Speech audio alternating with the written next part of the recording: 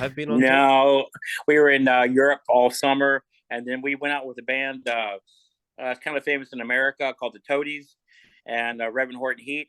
Hmm. Um, like all of October, and then I did some stuff with my other band, Nine Pound Hammer, which is a cowpunk band. But no, we're doing ready to go to Australia, getting packed and everything. Yeah. Get ready for that. Getting ready for that short plane flight over. Yeah, yeah. Yeah, I've done the trip back from the US and back and forth a few times myself, and it's not an easy flight. How do you deal No, with it's not. long flights like that?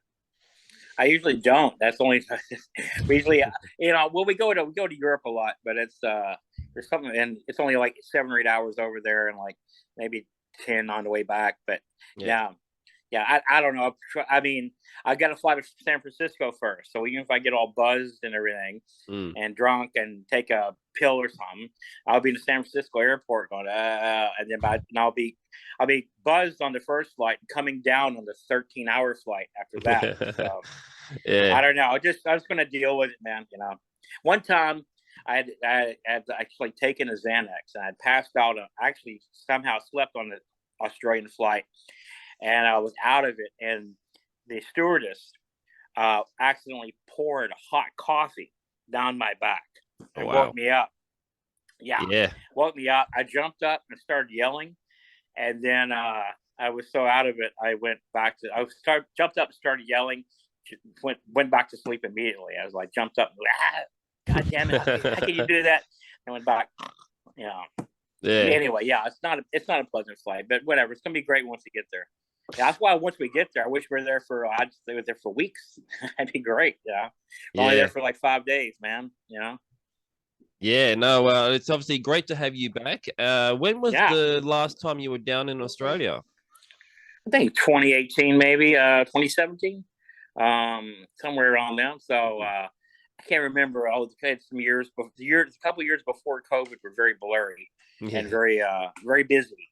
And so yeah, I was around then. I think it was 2017. I think anyway. Yeah, but it's been a while. We've been trying to do this since 2020, Mm. and we've been pushed back like 4 times. Yeah. It's cool, Yeah. but looks like it's on. Yeah, it's been obviously a very trying 2.5 years or so, and obviously a lot of bands weren't able to do, go on the road and tour and stuff like that. How did it affect you guys, and what were you doing during this sort of downtime?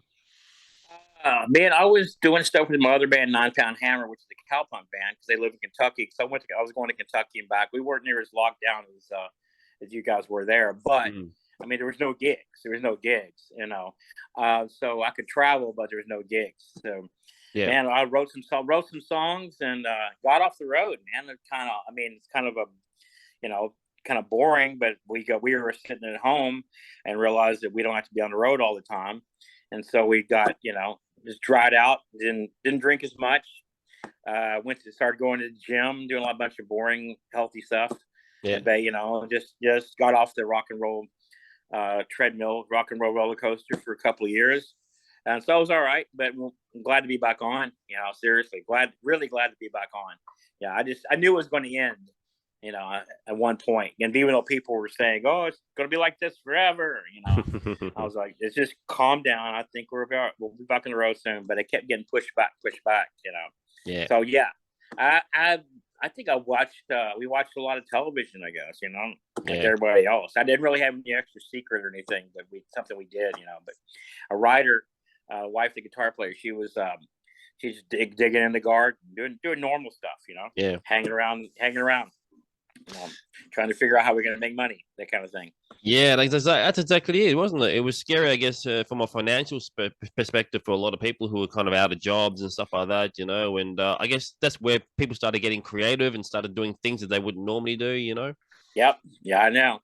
Yeah, for sure. We also got unemployment, which I mean, they really don't give that out too much in America, especially not in this part of the country. So I was like, really? We get this or not working? I've never had that. So we have, so yeah. So we were doing okay for a while, and then it stopped, and I was like, oh shit.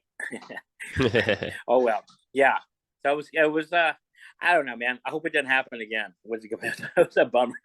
Yeah, hopefully that's You know, it. But I guess you never know because I mean, who would have thought? Who would have saw that coming? Really, in all honesty. nobody, man. No, nobody. No, not at all, man. No, seriously. No. Now a lot of bands were obviously writing, new material for the next album and stuff. Are you guys? Because it's been, I think, a few years since the last time you put out an album, right? Yeah, it's been 4 years, and two of them are COVID, so it was a couple of years.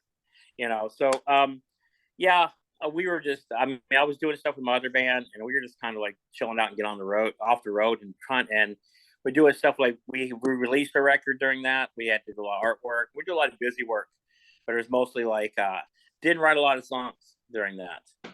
I wouldn't. I mean, I had a hard time. In all honesty, man, I had a hard time being inspired. I mean, sometimes I'll sit around and write songs because I prefer to. Okay, I'm choosing to sit around and write songs. Mm. But when all there was to do is sit around, I don't know. Didn't find it very inspiring. I like a lot of the live in a big city, and I find a lot of the energy that people have and the movement and everything to be inspiring. And I felt a lockdown situation. I wrote some songs. At some point, I was like, man, I'm just kind of sad. And I didn't want to write any sad songs. I just wanted to write these party songs, and it seemed weird to write songs about rock and roll all night and partying every day when you're sitting on a couch and eating Grubhub and watching Netflix just nonstop. Seriously. So I know we're getting back into the swing of things now, but I didn't write I guess I had enough time to write a box set worth of songs, but I should have done it, man. But I just didn't feel very inspired, man. In all honesty, it really didn't. I wanted to have that party feeling to write these party songs. Yeah, exactly. Yeah, it's I mean, I guess inspiration sort of comes to everyone in different sort of forms. I mean, I guess it sounds like you kind of need like sort of dedicated time to kind of sit and write music. Then. Yeah, I do. And also need like I always write while I'm watching sports, and there was no sports for a while. So Yeah. because I can strum the guitar and watch baseball and come up with riffs but there was no baseball. There was no anything for a while. Yeah. There was no anything. They actually did have baseball abbreviated season the second year of COVID, and they had cutouts of people in the stands because you couldn't go in the stands. So it was always cardboard cutouts of people. And the reason they had those so players could look, and it wasn't just a whole bunch of blue empty seats because that you can't see the ball. So I think there was a situation you could pay like $800 and you can get your own cutout and have a cutout of yourself at the ball game, watching stuff. So that's how weird the world was, man. So that's just not fun times. It's like you're writing. It seems very apocalyptic type of thing, It's whole thing seemed very science fiction, I just kind of want to move on. Yeah, I think all of us did, in all honesty. One of the things that some bands did, and I can't imagine you guys did this, but do correct me if you did. But some bands did the whole live streaming thing, with no audience and stuff like that. No, I can't imagine you guys would be doing that though. No, man. I like Clutch a whole lot. They're very, very cool people, great band, great musicians. But I saw them do it, and they did it off the bat early, and I'm sure their fans liked it, and it was cool as it could be. And it was three of the guys, the three band members in masks, far apart, and the singer singing, and the whole thing seemed very desperate. And I was just like, man, I don't want to do this. I want to wait till we actually can play in front of people, because it just seems so weird. It just seemed like basically we just took a couple years off. I was like, because we've been on the road for 25 years straight at that point. So I was like, we're gonna just take some time off, And we did one little thing for a friend where we played acoustic, and turned out pretty good. But I didn't trust the sound or anything for like a live stream. It just seemed weird. It also seemed like I was accepting the circumstances that make sense, instead of trying to, I guess magically wish they'd go away, but I was just feeling like I was very like, oh, this is what I got to do now. Well, I'm going to adjust to this. Nah, I'm not doing that. I'm like, because we were saying, oh, people were saying there's not going to be live shows anymore, and I was like, well, then I'm not. You got to do it like this. You got to do this. Like, no, I'm going to wait till it comes back and do it right. Yeah. Just my personal experience. It just seems like a bummer to, like, once again, sing party songs to people listening to on the computer screen and kind of crappy audio while we're in a room afraid to be around each other. Yeah, whatever. Yeah. So no, we didn't do any. The ones I did enjoy were the ones that had people from different parts of different places all joining together and recording a song. Like they all like, if they had like different, like 6 or 7 different people on the screen and they all played the song at the same time. Yeah, that took some work. I understand, that was kind of cool. But yeah, as far as like pretending there's a concert, I can imagine. I saw some comedian, she was I think it was Sarah Silverman or something. She was talking about this early on. She said, I don't want to do comedy into and with no laughs, because the audience is the thing, and I want to have an audience. I want to be there with my friends backstage. I want the whole experience. I just want to. It just seemed like if we were doing something like that, it'd be just to keep our name out there. Like, hey, remember us? Hey, we're still a rock band. Yeah. We're trying. Whatever. Yeah. Yeah. No, we did not. Long answer. No, we did not do it at all. Yeah. No, that's good, because I mean, obviously, part of the live show is the energy and the crowd being there and the whole atmosphere and the vibe. And without that, it's not really a live show, then, is it? No, man, and and also too, when they started having some live shows where they'd have like, all these people really far apart in their little tables and stuff. It was like it's a place that was as big as a football field, and they had like there's 1,500 people at a place that would hold 10,000, and it was very expensive. And you have your like a waitress coming to bring you drinks, and you're in like a little pod, you're watching it. And I was like, man, that's not what our shows are like. The shows that we do, especially the big shows we do, and the Nashville Pussy does in the summertime, are like Whackin' Fest and Hellfest, and that's basically like Whackin' Fest is like that's like 70,000 people, and 25,000 are a bunch of shirtless Germans in their 20s, dudes, just beating the crap out of each other in in a good way. Just, that's what we're used to. We're not. I mean, if I had to get to the point where I was like just playing, and then people were like texting me, "Good job, applause emoji," we were a rock emoji or something. Nah, man, I wanted. You're not going to replace. They're not going to replace live music, and I'm sure it's been tried, but it's been going on a long time, and it survived. It survived way worse pandemics than this one. I mean, I'm sure they've been told over and over, a lot of music's over with. No, it's not. Yeah. No, it's not. No way. No. There's nothing like it either, man. Obviously, I always liked concerts better than records when I was a kid too. I always liked concerts a lot, man. I always thought like, Kiss record was great. But when I saw them when I was 12 in 1976 on the Destroyer tour, I mean, that was better than a record, man. That was like, it was like, oh my God. It kind of changed you for a while, Yeah. It was like it gave you something that was hard to replace in regular life. You just had to see it again and again and again. Yeah. What is just on that question then? What is the best live? Like, are you into live records then? Because live albums. Very much in live records, yes. Yeah. Do you have a favorite at all, or? Yeah. There's they have a bunch. There's kind of run the gamut as far as styles too. The Ramones, It's Alive. It's the album that converted people to the Ramones, because the Ramones' first 3 studio albums are great. They're not super heavy. They're kind of heavy, but the live record was like them just, I could play that for Judas Priest fans, and they're like, wow. Another one, it's called Love, Power, and Peace. That's James Brown from Paris, 1970. They came out on CD about 25 years ago. Excuse me. And that is even on video now. And that is probably the best shows ever.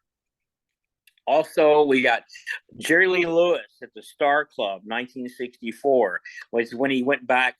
He originally got kicked out of England because they found out he married 13-year-old cousin in 1959. And then when he went back, when they didn't care about that anymore, and he went back, and there was a whole bunch of new fans, that kind of the people that end up being in the Rolling Stones and liking the Rolling Stones, and the whole culture there.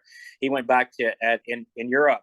I think he played the Star Club in the early 60s. He played 62 or 63, 64, I forget. But that's the most rocking crowd too. That the crowd is great, and he's amazing, and it's just well recorded. And that's some of my favorite era stuff. I mean, there's also like Unleashed in the East, in Judas Priest, and Status Quo live. That one from like 75 or 76, I think. That one's great. It's recorded live at the Apollo in Glasgow, Scotland. Oh God, man. I like. I mean, as far as AC/DC, man. I mean, if you want Blood's great, obviously. That's probably their best one. You know, Rolling Stones. I like this one, "Love You Live" from the 70s. That one's great. There's a Black Oak. It's a Black Oak, Arkansas record called "Live Mother" from 1976. That is like Southern rock at its finest. And Leonard Skinner, "One More for the Road." Classic. That one's great. That one, it's hard to beat. It's hard to beat that one. I'm trying to think of, you know, there's also other stuff like Otis Redding live in Europe. That's great. Oh man, I'll tell you, here's an off the wall one that's totally amazing. It's the Ventures, the instrumental group from the 60s, live in Japan in 1965. Wow. The whole CD that came out. It's amazing. It's so fast, and they're just kicking ass, and like it's unbelievable, man. Yeah. Some of my favorite people like Iggy Pop, you know, hasn't done, you know, I really don't have a live record by him that I like as much as the studio stuff. And I'm trying to think of well, there's Motorhead, you know, No Sleep Till Hammersmith. Yeah, right. Yeah. Yeah, that's it. Yeah. Motorhead. That was a great one. Yeah, cool. Double Live Gonzo. Thank you, Ryder just said Double Live Gonzo. Ted Nugent. Yes, yeah. Yeah, I think once they get going, man, yeah, for sure. Yeah, we kind of like live albums better than studio albums, because we can stuff, they play things a little different, because the studio albums I grew up on, I have to hear over and over again. I hear the same recording, and so we would get bootlegs of live stuff. So they play different solo, maybe the riff's different, maybe they're jamming. Yeah, you know, it's not the same information, you know, all the time. So yeah, we really like live stuff, and now everything's on the internet. And, you know, get everything in there. Yeah. I mean, I just found these two videos. It was 2 20-minute videos. Part 1 and part 2 is Black Sabbath live at New Jersey with Dio. I think it may be there in the Pacific, New Jersey. Mm-hmm. It's amazing. That's amazing. I don't even know how this thing get released. You're going, oh my God, this is totally amazing. Yeah, totally amazing. Yeah, that's cool. Well, Lee, speaking on the live stuff, looking forward to seeing you in Australia then. Do you have any last words at all for the Aussie fans before you come down here? Oh, come on out. It's going to be great. It's going to be fucking great. It's going to be fucking great. It'll be a great night out. You know, you can't really beat that. Seriously. It's gonna be fun. It's gonna be fun. It'll be a lot of fun. We'll make sure of that we've scheduled a hangover day for the last. We have 2 nights in Sydney, then we have an extra night so we don't have to jump on the plane hungover. So yeah, I didn't want to be thinking on stage or that night while I'm having fun with you guys and drinking and getting to know everybody. I don't want to have that thing in my head like I gotta get up in the morning, get on the plane. No, yeah. No, I'm not going nowhere the next day, man. Someone's gonna feed us some food. Yeah, hey, video. It's Ruyter. Ruyter, guitar player. Yeah, how you doing? Awesome. Bye. Well, anyway, thanks for your time, man. Really appreciate it, and hope you have a fun tour. And it's gonna be great. Good to have you back. Right on, man. All right, hope to see you then. Right on. Cool, man. Thank you.